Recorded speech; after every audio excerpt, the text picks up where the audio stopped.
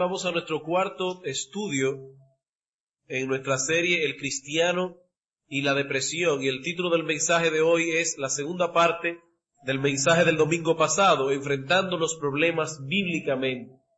Y el domingo pasado iniciamos estos estudios de cómo enfrentar los problemas en una forma bíblica, y decíamos que en primer lugar, para yo enfrentar un problema bíblicamente, yo no debía responder de acuerdo a mis sentimientos, sino de acuerdo a lo que yo sabía que era correcto. En otras palabras, yo no debo ser dominado por mis sentimientos. En el eslabón bíblico, primero yo tengo una forma de pensar correcta, que me lleva a una forma de actuar correcta y que produce en mí un sentir correcto. Por lo tanto, en ese eslabón bíblico, el sentimiento va al final, no al principio. Lo que va primero es una forma de pensar correcta. Cuando hablamos de una forma de pensar correcta, que me lleva a un actuar correcto y que finalmente produce en mí sentimientos correctos, ¿a qué nos estamos refiriendo? Y vamos a ver hoy en segundo lugar que para responder bíblicamente cuando viene un problema a mi vida, no solamente debemos actuar de acuerdo a lo que sabemos que es correcto y no de acuerdo a nuestros sentimientos, sino que también debemos tener una forma correcta de pensar respecto al yo y sus necesidades. Tenemos que tener una forma correcta de pensar. ¿Por qué? Porque detrás de toda respuesta pecaminosa, detrás de toda respuesta incorrecta, hay una forma de pensar incorrecta. Entonces, ¿qué debemos hacer para poder corregir nuestras respuestas pecaminosas? Debemos pensar correctamente. Y lo primero que tenemos que hacer es pensar en una forma correcta respecto a nuestro yo. Hace muchos años atrás, una serie de teólogos diseñaron lo que se conoce como el Catecismo Menor de Westminster. Ese es un catecismo utilizado para enseñar a los niños desde pequeños en la palabra de Dios. Y la primera pregunta del Catecismo Menor de Westminster es una de las interrogantes que más ha atormentado a los hombres por siglos. La pregunta es, ¿cuál es el propósito primordial de la vida del hombre? Y el catecismo responde en una forma sencilla y profunda a la vez: glorificar a Dios y gozar de Él por siempre. Ese catecismo menor enseñaba a los niños del pasado, desde pequeñitos, la más importante pregunta que un hombre puede hacerse: ¿qué hago aquí? ¿Para qué existo? ¿Cuál es el propósito de mi vida? Dice, estás aquí para glorificar a Dios y para disfrutar de Él por siempre. Quizás algunos se van a asombrar un poco con lo que voy a decir, pero hermanos, el ignorar esta pregunta, la respuesta de esta pregunta, de esta interrogante, ha llevado y seguirá llevando a miles de personas al infierno. Y en el mejor de los casos, hace que muchos cristianos verdaderos vivan vidas miserables en esta tierra. Y por lo tanto, ellos son una mala recomendación para el evangelio. Ellos son una mala recomendación para el cristianismo. Por supuesto, está por demás decir que nuestra naturaleza pecaminosa se resiste ferozmente contra la respuesta que da el catecismo. Y nuestro ser interior nos grita desde lo más profundo de nuestro ser y de nuestra alma diciendo, no, yo no estoy aquí para glorificar a Dios, yo estoy aquí para ser feliz. Yo estoy aquí básicamente para preocuparme por mis asuntos. Y luego que yo tenga mis asuntos cubiertos, entonces yo puedo pensar en Dios y puedo pensar en los demás. Esa naturaleza pecaminosa nuestra que se resiste contra la idea de que yo no estoy aquí para ser feliz, sino para darle gloria a Dios, ha encontrado un apoyo total en la psicología moderna. Y la psicología moderna más bien le ha dado apoyo a esa naturaleza pecaminosa del hombre, sobre todo en las enseñanzas de dos grandes profetas de nuestra generación, falsos profetas. Uno es Alfred Adler y el otro que llegó a ser su discípulo, Abraham Maslow. Alfred Adler y Abraham Maslow crearon algo así como una especie de movimiento, aunque Maslow fue el que más lo popularizó, sobre todo en Estados Unidos. Y básicamente lo que estas personas se preguntan es lo siguiente: ¿qué es lo que hace que tan pocas personas alcancen el nivel que ellos llaman de autorrealización. La autorrealización es el nivel que alcanza una persona cuando se siente tan lleno en sí mismo, que entonces puede ocuparse de los problemas de los demás. Ellos dicen, ¿por qué tan pocas personas alcanzan ese nivel de autorrealización? Y él llegó a la siguiente conclusión, que el problema estaba en el hecho de que tales personas no tenían otras necesidades cubiertas. Y que hasta que las personas no tuvieran ciertas necesidades cubiertas, no podían llegar a ese quinto nivel que él le llama de autorrealización, donde tú puedes dedicarte a amar a los demás, a servir a los demás. ¿Y cuáles son básicamente esas necesidades según Maslow? Las necesidades fisiológicas, es decir, comer, etc. La necesidad de seguridad, sentirte seguro. La necesidad de amor y pertenencia, o sea, sentir que te aman y que tú perteneces a una comunidad. La necesidad de autoestima. En otras palabras más simples, hermanos, antes de poder preocuparte por los demás, lo primero que debes hacer es preocuparte por ti mismo. Porque no puedes amar a los demás si esas necesidades básicas no están cubiertas. Esa es la idea. Hasta aquí no hubiese habido ningún problema si esa filosofía se hubiera quedado dentro de los límites de la psicología moderna. El problema es que no se quedó allí. Muy pronto algunos psicólogos cristianos no solamente compraron esa filosofía, sino que la cristianizaron. Es decir, ellos tomaron esa forma de pensar de Maslow y bautizaron los términos en una forma cristiana, lo cual hace la filosofía más peligrosa y más sutil. ¿Por qué? Porque es más difícil de discernir entre la paja y el trigo. Y lo peor de todo es que algunos de esos autores son autores muy famosos en el pueblo cristiano. Y por lo tanto, las ideas que ellos han vendido se han popularizado rápidamente. Oigan, por ejemplo, lo que dice un autor acerca de esto. El amor a ti mismo es ese prerequisito y el criterio de nuestra conducta hacia nuestro prójimo. Sin amor a ti mismo no puede haber amor por otros. Ustedes han oído eso, ¿verdad que sí? Y oigan, otro autor dice, también es muy leído, nuestra habilidad de amar a Dios y de amar al prójimo está limitada por nuestra habilidad de amarnos a nosotros mismos. No podemos amar a Dios más de lo que amamos a nuestro prójimo, y no podemos amar a nuestro prójimo más de lo que nos amamos a nosotros mismos. Lo que ellos dicen es, tú no puedes llegar al nivel de autorrealización, o sea, ese nivel en el que yo puedo amar a Dios y amar al prójimo, hasta que yo no tenga mis necesidades básicas cubiertas, hasta que yo no me ame a mí mismo. Por supuesto, esos autores pretenden tener una base bíblica, y una de las más citadas es Mateo capítulo 22, versículos 36 al 40. Dice la palabra de Dios, un escriba, intérprete de la ley, se le acerca al Señor Jesucristo y le pregunta, Maestro, ¿cuál es el gran mandamiento en la ley? Jesús le dijo, amarás al Señor tu Dios con todo tu corazón, con toda tu alma, con toda tu mente. Este es el primero y grande mandamiento. Y el segundo es semejante, amarás a tu prójimo como a ti mismo. De estos dos mandamientos depende toda la ley y los profetas. Fíjense, aquí tenemos un problema. Los autores psicólogos cristianos que tomaron la filosofía de Adler y de Maslow, ven en ese texto un apoyo bíblico porque dicen que Cristo ordenó aquí a amarte a ti mismo. Y que Él está diciendo, ama a tu prójimo como a ti mismo. Por lo tanto, si tú no te amas a ti mismo, no puedes amar al prójimo. Y si tú no puedes amar al prójimo, no puedes amar a Dios. Ahora, esa interpretación tiene varios problemas que son imposibles de resolver. El primer problema está claro en el texto, y es que el Señor dice que hay dos grandes mandamientos. Amarás al Señor, y dice, y el segundo, o sea que son dos, es semejante. Cristo no dice que son tres los mandamientos más importantes, sino dos. Según los psicólogos cristianos son tres. ¿Cuáles? Amarás al Señor tu Dios, Amarás a tu prójimo y te amarás a ti mismo. Pero Cristo dice, son dos los mandamientos que resumen la ley. Amarás a Dios y amarás a tu prójimo.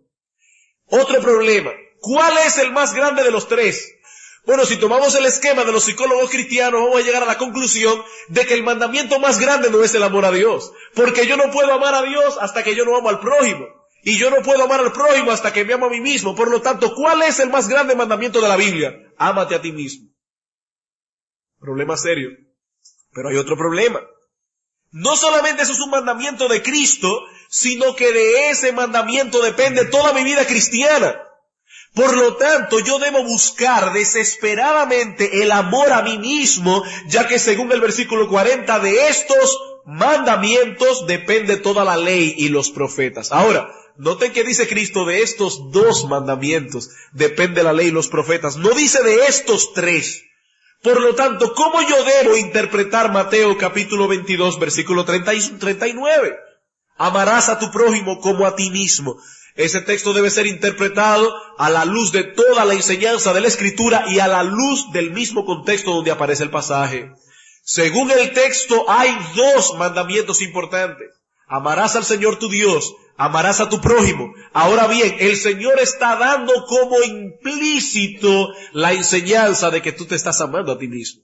No es una orden. El Señor está diciendo simplemente, ama a tu prójimo como tú te estás amando a ti mismo. El Señor está dando por supuesto que tú estás amando tu propia vida. Y Él te está diciendo, no te está ordenando, te está diciendo implícitamente, ama a tu prójimo de la misma manera que te estás amando a ti mismo. En otras palabras, este mandamiento me vuelca hacia los demás, no me vuelca hacia mí mismo.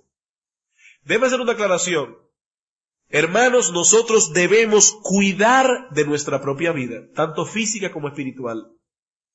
Ahora, si nosotros comparamos el postulado de Maslow y de todos estos psicólogos cristianos con el resto de las escrituras, vamos a ver que nosotros no podemos aceptar las dos enseñanzas al mismo tiempo. Y digo esto porque es penoso ver cómo algunos cristianos han querido hacer una simbiosis de ambas cosas. No se puede. O uno acepta la enseñanza de estos psicólogos cristianos o acepta la de la Biblia, pero no las dos al mismo tiempo. Vamos a ver algunos textos bíblicos. Mateo capítulo 6, versículo 33. Recuerden, según la enseñanza de estos hombres, yo tengo que tener ciertas necesidades básicas cubiertas para llegar al nivel de la autorrealización. Dice Mateo capítulo 6, versículo 33, buscad primeramente el reino de Dios y su justicia, y todas las demás cosas os serán añadidas. Aquí yo veo un esquema contrario a lo que presentan aquellos. Yo veo que Cristo dice aquí que yo no debo buscar primeramente llenar mis necesidades, porque así, según Cristo, obran los paganos. Dice ellos, versículo 32, son los que buscan todas estas cosas, pero vuestro Padre Celestial sabe que tenéis necesidad de todas estas cosas. Ustedes, los cristianos, ¿qué deben hacer? Buscar primero el reino de Dios. ¿Y qué es el reino de Dios? El reino de Dios es la preocupación por el programa que Dios tiene para con su iglesia y para con el mundo. Es decir, amar a Dios y amar al prójimo antes que amarme a mí mismo. Otro texto, Mateo capítulo 16, versículo 24. Entonces Jesús dijo a sus discípulos, ámense a vosotros mismos. No, dijo, si alguno quiere venir en pos de mí, niéguese a sí mismo, muy diferente, y tome su cruz y sígame, porque todo el que quiera salvar su vida la perderá, y todo el que pierda su vida por causa de mí la hallará. ¿Y qué es perder la vida en ese texto? Si ustedes leen el contexto se van a dar cuenta que el Señor Jesucristo acaba de avisar que Él va a ser entregado en manos de pecadores y que su vida será quitada. Y el apóstol Pedro dice, no, Señor, ámate a ti mismo. De ninguna manera que esto te acontezca. ¿Y qué le dijo Cristo? Apártate de mí, Satanás. Porque todo el que quiera salvar su vida la perderá. Otro texto, Lucas capítulo 14. Versículos 26 y 27. Dice, si alguno viene a mí y no aborrece a su padre, a su madre, mujer, hijos, hermanos, hermanas y aún también su propia vida, no puede ser mi discípulo. Y el que no lleva su cruz y viene en pos de mí, no puede ser mi discípulo. Cuando aquí dice que tomas tu cruz, lo que está diciendo es, toma ese instrumento en el cual vas a clavar tu yo y lo vas a matar para siempre por causa del evangelio de Cristo. Aquí dice Cristo, el que no aborrece aún su propia vida, no puede ser mi discípulo. Y si te queda alguna duda, hermano, vete a Juan capítulo 12, versículo 25. El que ama su vida, la perderá. Mas el que aborrece su vida en este mundo, para vida eterna la guardará. Y alguien debe estar preguntándose ya, pero ven acá, ¿se supone eso que yo debo odiar mi vida? No, ya dijimos que no, que Dios puso un instinto de conservación en el hombre y que tú tienes la obligación, el deber de cuidar tu vida espiritual, de cuidar tu vida física. Ese es tu deber hacerlo. Si no lo haces, estás violando el mandamiento que dice no matarás. Entonces, ¿qué significa aquí? Aborrece tu vida. Vamos a comparar esos textos con Mateo capítulo 10 y yo creo que ya vamos a ver una visión más clara del asunto. En Mateo capítulo 10, versículo 37, tenemos un pasaje paralelo al texto que leímos en Lucas. Lucas dice, el que no aborrece a su padre, a su madre, a su mujer e hijos, etcétera, y aún también su propia vida, no puede ser mi discípulo. Y aquí el Señor lo dice de otra manera. Dice él, el que ama a padre o madre más que a mí, no es digno de mí. El que ama a hijo o hija más que a mí, no es digno de mí. Y el que no toma su cruz y sigue en pos de mí, no es digno de mí. Noten cuál es el problema aquí. A raíz de la caída del hombre, todo el ser del hombre interior se volcó en pecado, de tal manera que el problema básico del hombre es un excedente de amor por sí mismo. Cristo quiere ahora volcar ese excedente de amor que tenemos por nosotros mismos y hacernos entender que el amor por nosotros mismos tiene que ser muy secundario. Primero está el amor a Dios y el amor al prójimo. Por eso usa la palabra aborrecer, que en el Nuevo Testamento se usa en el sentido de amar menos que. Por lo tanto, cuando dice Cristo, yo tengo que aborrecer mi propia vida, lo que está diciendo es, yo tengo que amar menos mi vida que lo que yo amo a Dios y lo que yo amo al prójimo. Esa es la enseñanza bíblica. En vez de ámate a ti mismo, la Biblia dice niégate a ti mismo. Pregunta, hermanos, ¿y qué tiene todo eso que ver con la depresión? Hermanos, eso tiene mucho que ver. ¿Sabes por qué? Porque detrás de toda depresión, ¿sabe qué es lo que yace debajo? Una sobrepreocupación por ti mismo. ¿Sabes, hermanos, cuál es tu problema? Que todo el tiempo estás centrado en ti mismo. Y el estar tan centrado en ti mismo es lo que te precipita constantemente a la depresión. Mis problemas, mis angustias, mis enfermedades, mi salud, mi familia, mis temores, mi soledad.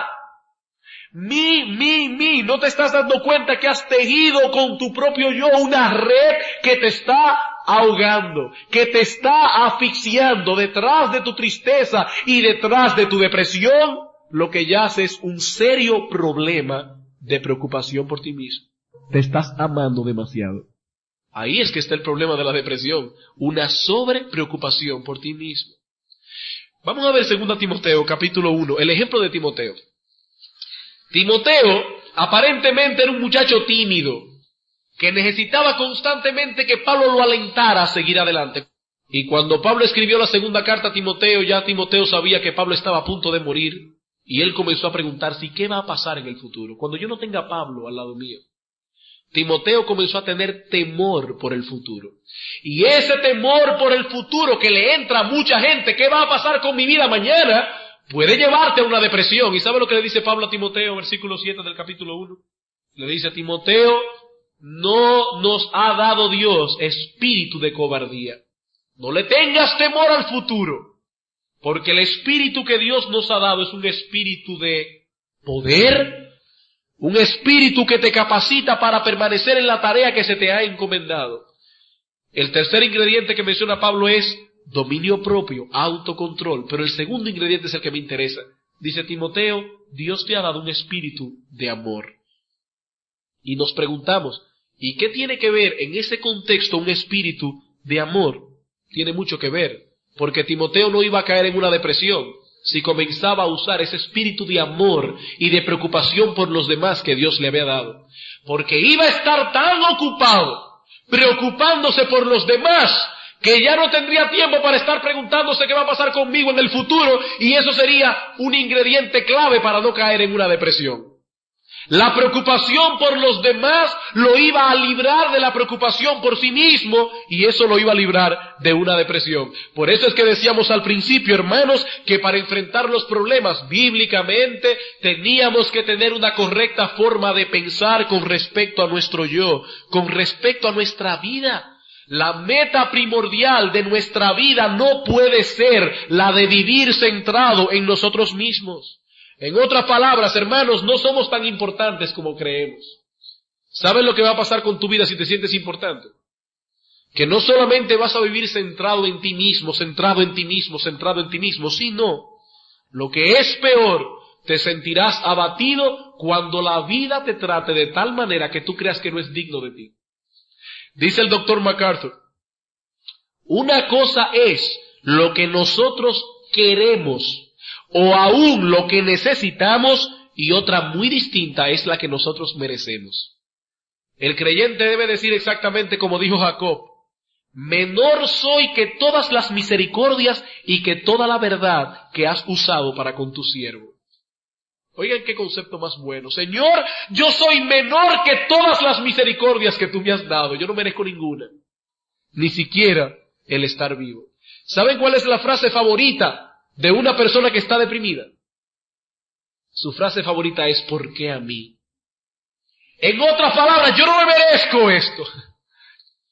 Lo que estamos diciendo, hermanos, es que tenemos que tener una correcta forma de pensar en cuanto a nuestro yo, en cuanto a nuestra propia vida. Estamos aquí para glorificar a Dios, no para ser felices.